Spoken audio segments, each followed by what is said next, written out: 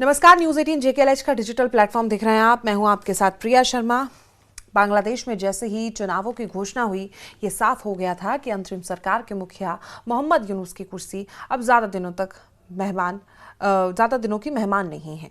लेकिन सत्ता से विदाई से पहले यूनुस ने ऐसा फैसला लिया जिसने भारत बांग्लादेश रिश्तों में नई तल्खी पैदा कर दी।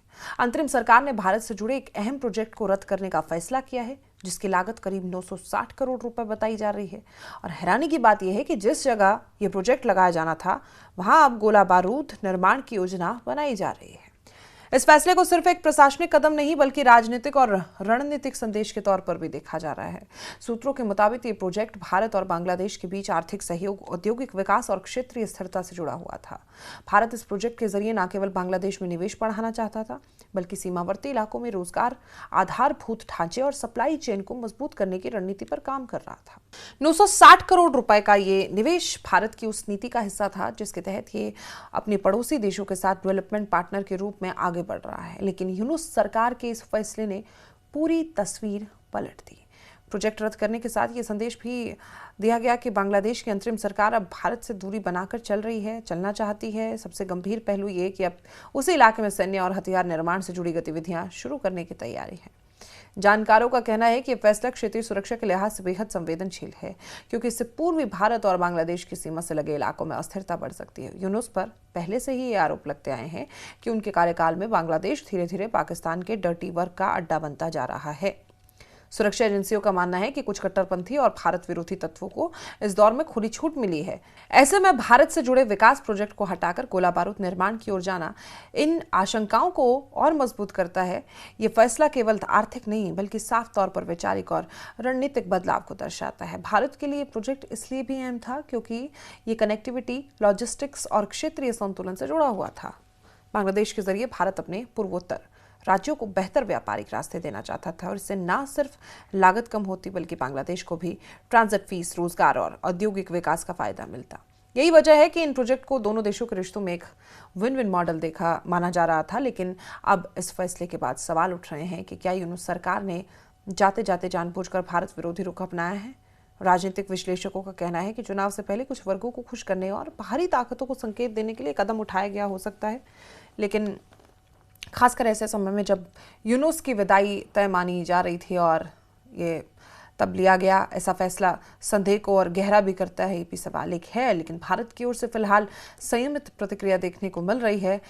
कूटनीतिक स्तर पर इस फैसले को गंभीर झटके के रूप में देखा जा रहा है। नई चुनौती जाने वाली बांग्लादेशी सरकार के सामने अब ये बड़ी चुनौती होगी कि वो भारत के साथ रिश्तों को किस दिशा में ले जाती है, क्योंकि पड़ोसी मुल्क है।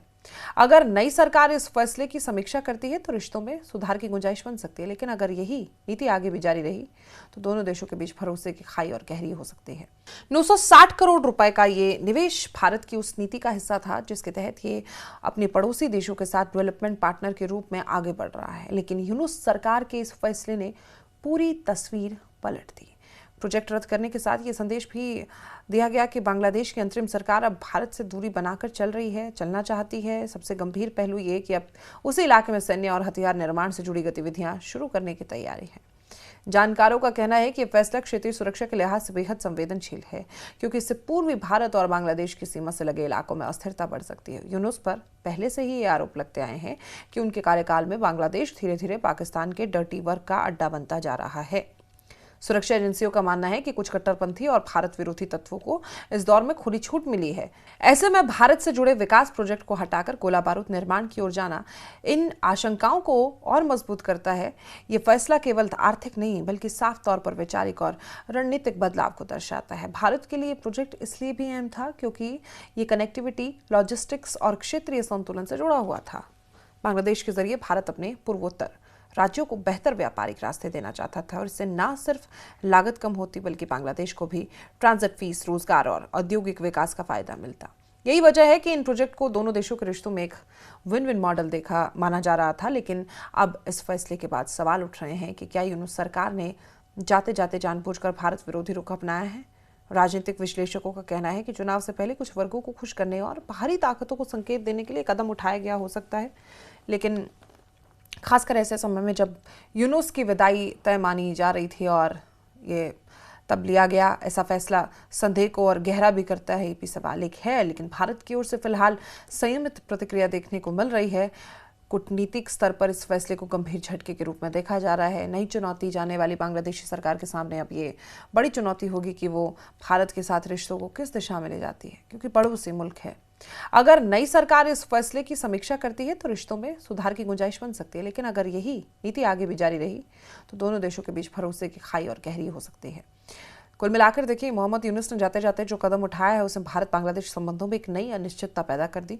960 करोड़ के विकास प्रोजेक्ट को हटाकर गोला बारूद निर्माण की ओर बढ़ना सिर्फ एक नीति परिवर्तन नहीं है, बल्कि पूरे क्षेत्र भी की रणनीतिक तस्वीर को प्रभावित करने वाला फैसला है।